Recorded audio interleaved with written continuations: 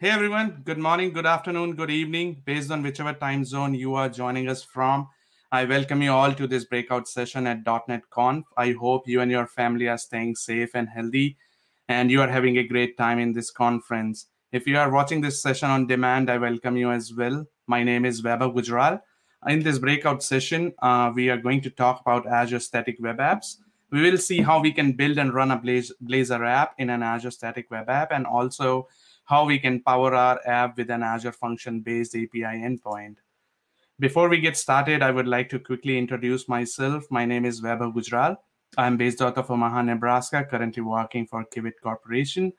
I'm a Microsoft Azure MVP and a Microsoft certified trainer. I'm a Microsoft certified solutions architect expert, and I hold numerous other Azure role-based certifications. I run Omaha Azure User Group, which is a community of over 900 people. I regularly speak at user groups, events, and conferences like this one on Azure-related topics. I regularly blog on webofgujral.com. You can reach out to me on my Twitter handle given over there. With that, let's jump onto the presentation. To start with, if you are not new to Azure, you would be aware that running static websites in Azure is not new. Azure offers an storage service called as Azure Blob Storage, which is accessible over HTTP. It essentially allows you to host your static content. It is very simple and straightforward. If it's just static HTML files that you want to run in a cost-effective way, Azure Blob Storage is a great option. But as your application grows and you need more functionalities, it might need some effort on your side to set up the website correctly. As Azure Storage is not a web server, it doesn't offer an option to do some common task like setting up custom domains or provisioning custom TLS SSL certificates. You need to integrate your Azure Storage account with Azure CDN service to do some of those tasks. Azure Storage offers some more challenges, like it doesn't support default documents. It doesn't provide a way to return custom error pages whenever there is an error in your website. Another option you might think of to run your website, static websites, could be plain Azure App Services, which is a highly scalable hosting platform for your web application. It comes with loaded features like load balancing, auto scaling, REST API, auto scaling, and security. It is primarily intended for hosting dynamic web applications and REST APIs and mobile backends, and is quite not necessarily the best choice to run static websites. Then comes Azure Static Web Apps, which is the topic that we are going to talk today. It's a new offering which is currently in public preview. When I say public preview, do note that it is supported by Microsoft, but it doesn't comes with an SLA. Hence, I will not recommend you to use it for any production workload until it goes GA. Azure Static Web Apps is an Azure service which automatically builds and deploys full stack web applications to Azure directly from a GitHub repo. When you create an Azure Static Web App resource in Azure, it automatically sets up a GitHub action workflow in the GitHub repo and monitors a branch of your choice. Every time you push commits or accept pull requests into the watched branch, the GitHub action automatically builds and deploys your app and its API to Azure. Azure Static Web Apps is ideal for static websites that you are building using popular libraries and frameworks like Angular, Vue, React, and Blazor. In today's presentation, we'll be using a Blazor app for demonstration. You can create an Azure Static Web App directly in Azure Portal or through Azure CLI. You can also use a Visual Studio Code extension to create your Azure Static Web Apps from Visual Studio Code. Like any static website, when you create an Azure Static Web App, there are two pieces to it. The static content, which is your HTML, JavaScript, or CSS files, which is served through geographically distributed locations. And the serverless API endpoints, which for Azure Static Web Apps are powered by Azure Functions, and they behave as a backend for your websites. Let's talk about some of the core features of Azure Static Web Apps. As I said, they host static content like HTML, CSS, JavaScript, and images. It supports popular web application frameworks like React, Angular, and Blazor, and it also supports static site frameworks like Gatsby, Hugo, and VuePress. As I was mentioning in the last slide, it comes with an integrated API support powered by Azure Functions. Azure Static Web Apps comes with a first-class GitHub integration. As I was saying, it creates a GitHub action workflow for you automatically. And yes, there is no support for Azure DevOps as of now. In Azure Static Web Apps, all your static content is globally distributed. It comes with some powerful features like free SSL certificates and custom domains. It supports seamless security model with a reverse proxy when calling APIs, which eliminates the need for configuring cores. Azure Static Web Apps offer integration with most of the popular authentication providers like Azure AD, GitHub, Facebook, and so on. Azure Static Web Apps also support a couple of built-in authorization roles, and you can also define your own custom roles and assign users to those roles. Lastly, Azure Static Web Apps auto-generates pre-production versions for your app whenever there is a new pull request being created against your branch. We'll go through some of these features shortly in this presentation. Here's a workflow for an Azure Static Web App. If you have a GitHub repo hosting your code for your static website, then you can create an Azure Static Web App in Azure and link your GitHub repo and branch with it. Azure automatically creates a GitHub action workflow in your repo the moment you create a static web app. GitHub Action monitors your branch in the repo, and whenever there is a pull request which is completed or created, GitHub Action automatically builds and deploys your app and API to Azure. Do note that in case of an Azure Static Web App, you don't have to create an Azure function separately. It's created as a part of Azure Static Web App. Let's go ahead and create an Azure Static Web App. Right now, I have taken a sample from Microsoft which is a Blazor starter template, which I have also cloned locally. If I run it locally, I can show you what it shows. But in the meantime, I will go back to my Azure portal where I have already created my resource group where I want to create an Azure Static Web App. I'll go ahead and click on Add. I'll search for a static web app. I'll click on Create. And here is my GitHub repo. As you can see, it's a Blazor app. My API sits in my API folder, which has a function here with weather forecast function, which returns my forecasted information for weather. And here is my client application file sitting, which are all Blazor files. I'll go ahead and choose the subscription and resource group where I want it to go. I'll give it a name, .NET Conf Demo. I'll choose a region where I want to deploy it. You will notice here that this queue is defined as free since I was mentioning that this service is currently in preview. Hence, Microsoft is offering this for free. But the moment it will go to GA, Microsoft will also introduce certain paid plans to which you can link with your static web apps. The next thing I need to do is to link my GitHub account. I'll go ahead and authorize my GitHub account to be linked to my static web app. The moment it's authorized, it lists my organization. Within organization, I can choose my repo. It's the same repo where I have cloned my code there. And then I can also choose the branch I want my static web app to deploy to. The last thing I need to provide here is the framework that I'm using for my application, because based on that, as I said, Azure Static Web App will go ahead and create the GitHub action workflow for building and deploy my code. Since I'm using Blazor, I'll go and choose Blazor, but you can see the different options that it offers. I'll go ahead and as you will see, it will automatically show app location, the API location, and artifact location pointed to the correct directories. I'll go ahead and click on Review plus Create. It will take hardly a couple of seconds to create the blank resource. And it will also go ahead and create a GitHub action workflow. I'll show you shortly. Let me click Create. And as you can see here in my actions, this action workflow has just been added and triggered. And here is my Azure Static Web App, which has been generated with this URL. If I'll go and click here, it says my static web app is live and waiting for your content. And also you can see my deployment history. It points to the GitHub action runs in my repo. Likewise, I can go ahead and edit my action workflow YAML file, which has two jobs, build and deploy job. And once the application is deployed, it goes ahead and closes the pull request. I'll go here and look into the actions, what's happening in my action workflow.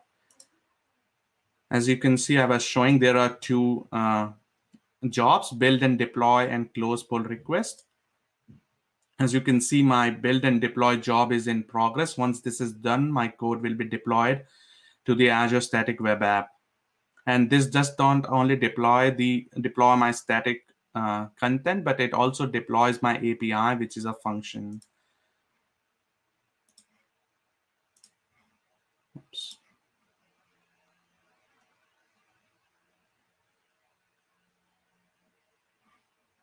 I'll give it a few seconds. By the time it gets ready, let me see if my function has started showing up.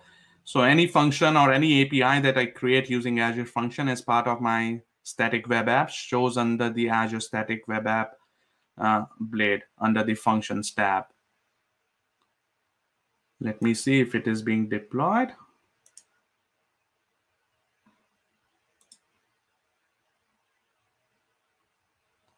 It has uploaded the package to Azure. Now it's deploying it. It will take a few seconds to deploy the code now. I'll go ahead and refresh my site and see if it is not updated yet. Let me give it a few more seconds.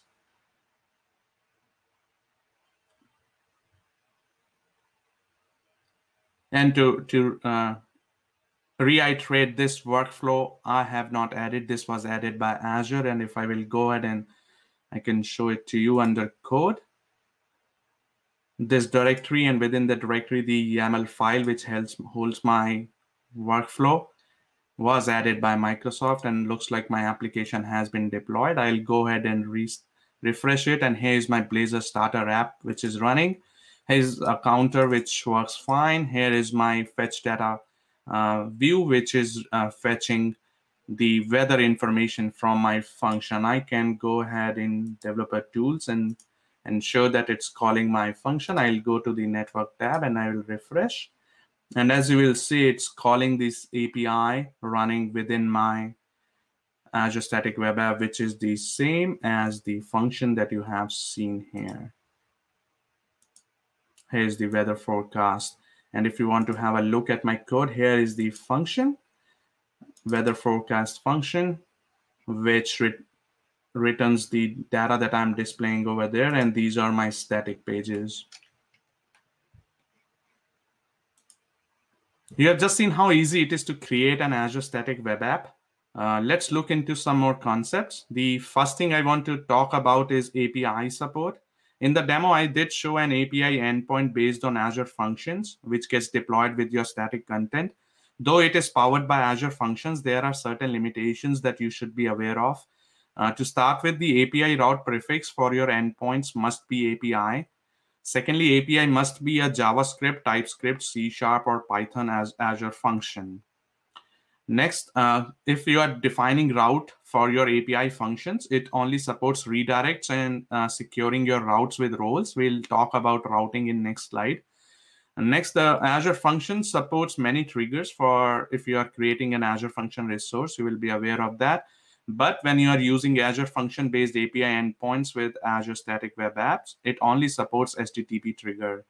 Lastly, these API endpoints don't support the classic Azure Functions logging. And if you want to log your API endpoints, you have to use application insights.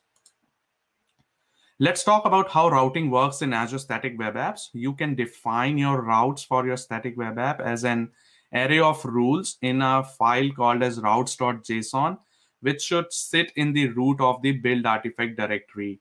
Now, based on the framework or library that you are using, the build artifact directory might differ. For example, for Angular, it might be assets.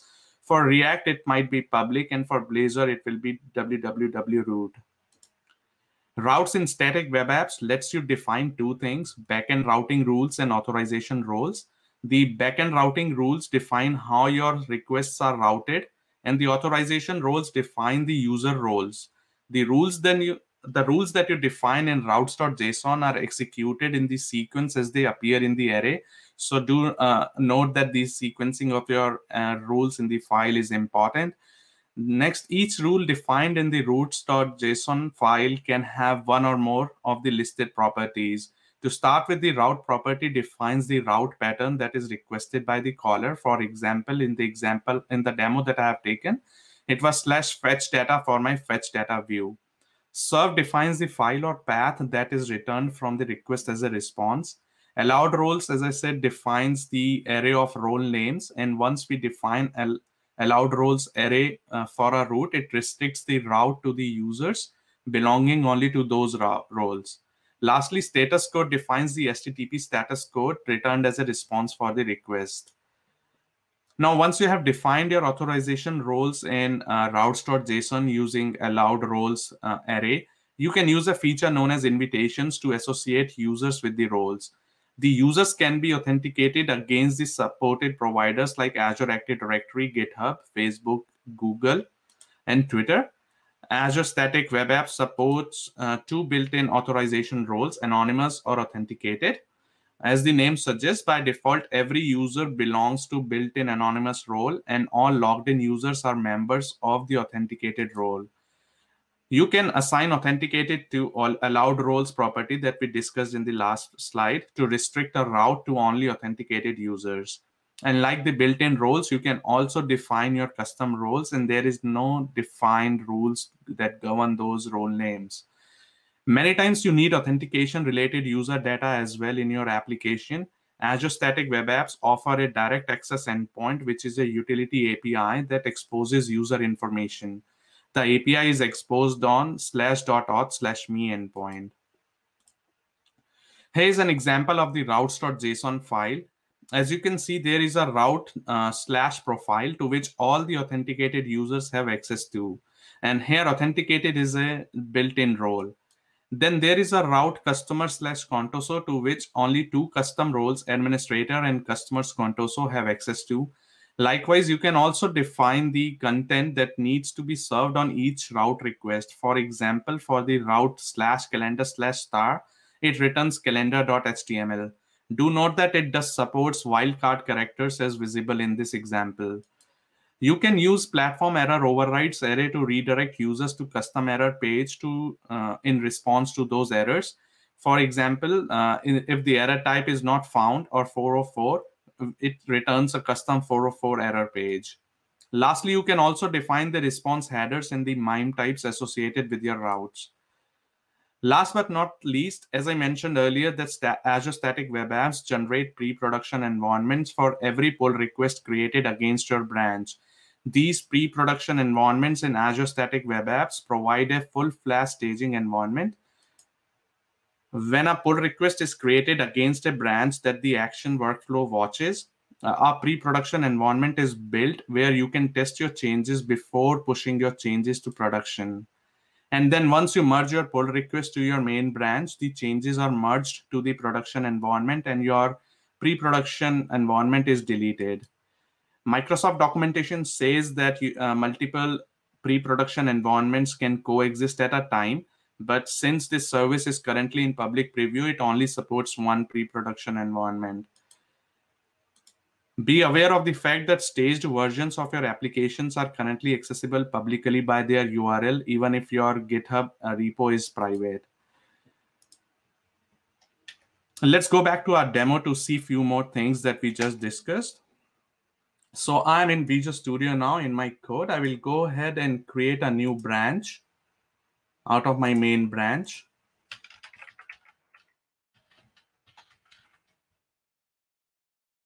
It will create a local branch for me and make it working branch.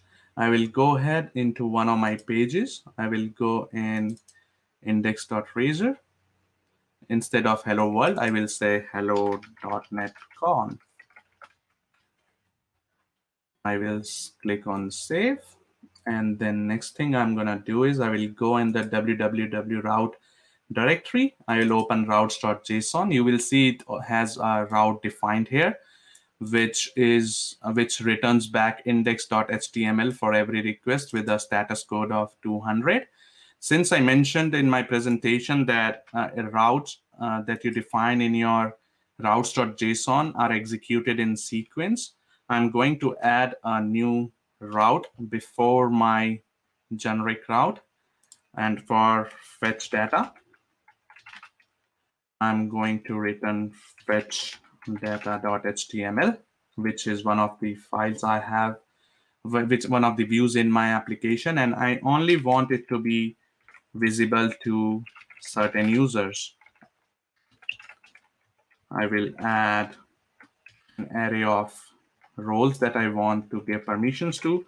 Let me give permissions only to administrators, let's say. I'll go ahead and click on save here. I'll go back to my changes and push my code changes back in. I'll commit my changes.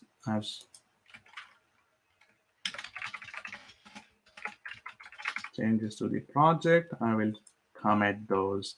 I'll go and push my code changes to GitHub. The moment my code changes are pushed in, I'll go back to GitHub. And I'll refresh my screen.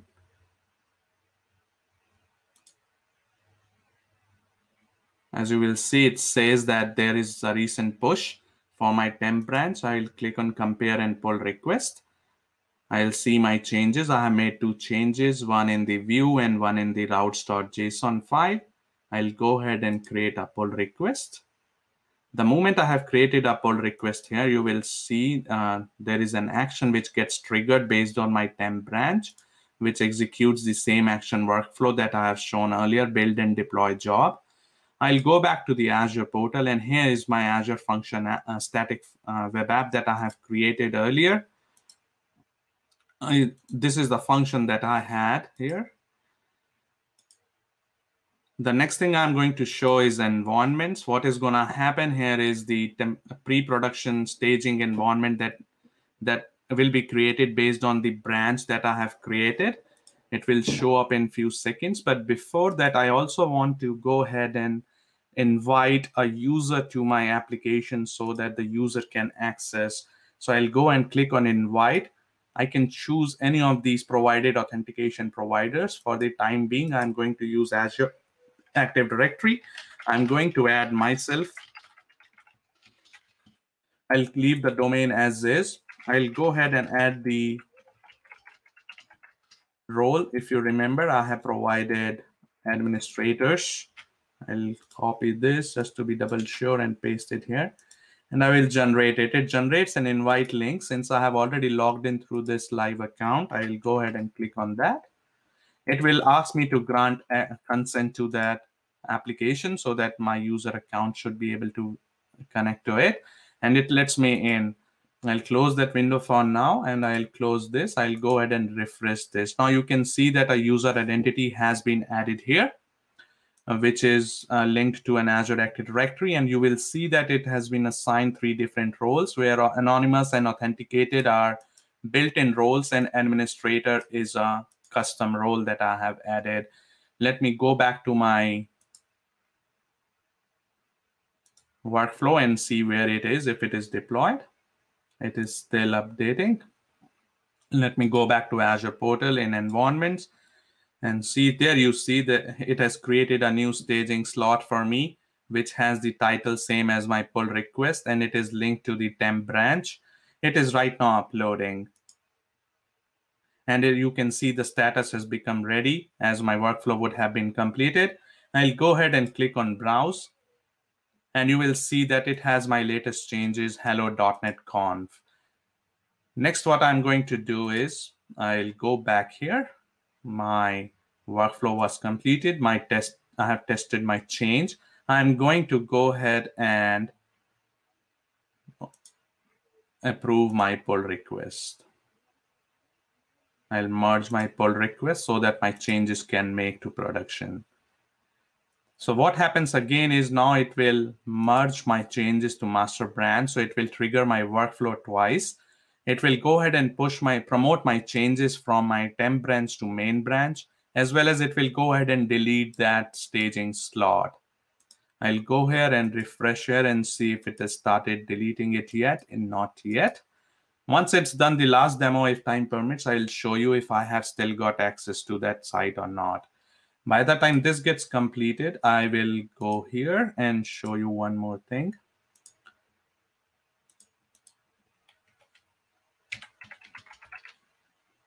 /auth/me is the endpoint that Azure Static Web Apps provide to capture the user information. As you can see, this is the user detail. These are the user roles that the user belongs to. Let me go back to environments.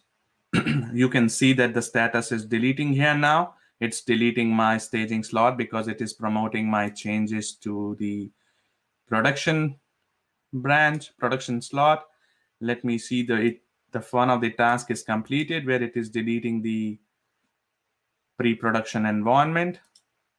Let me see where it is, if it has pushed my changes to production yet or not.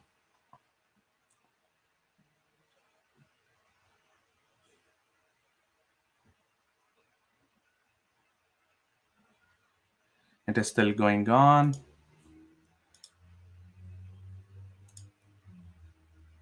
The changes are still not reflected. I'll go here.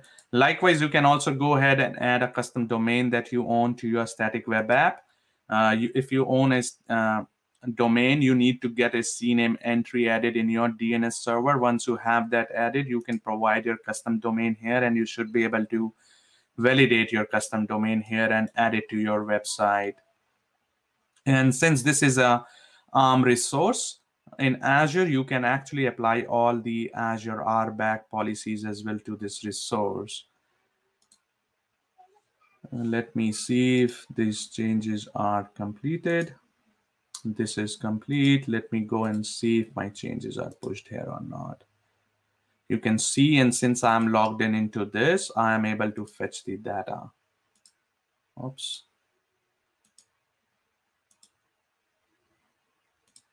As you can see, I'm able to fetch the data because I have logged in through the authenticated user.